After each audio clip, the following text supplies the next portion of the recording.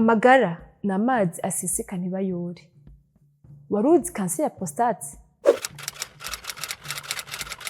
Kanseri ya prostate ni imwe mu makanseri yibonekeza cyane hano iwacu i Burundi.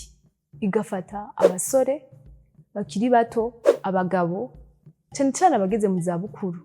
Igafatira mu bihimba by'irondoka by'igitsina gabo.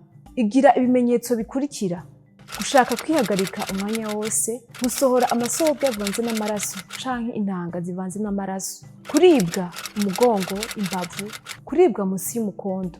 Kanseri ya prostate iterwa n'iki? Iyo umuntu ariko arasaza, abantu basangiye amaraso baranduzanya. Kudakora imyimenyerezo ngororamubiri, kugira ibiro vyinshi, gukikuzwa n'inganda zikoresha produits chimiques. Mu bisanzwe umugabo ari mu myaka 50 na 75 akwiye kwipimisha kanseri ya prostate mu ntumbero yo kubungabunga amagara yacu. Abasore bakiri bato, abagabo akwiye kwipimisha hakiri kare kuko ni kanseri ivugwa igakira.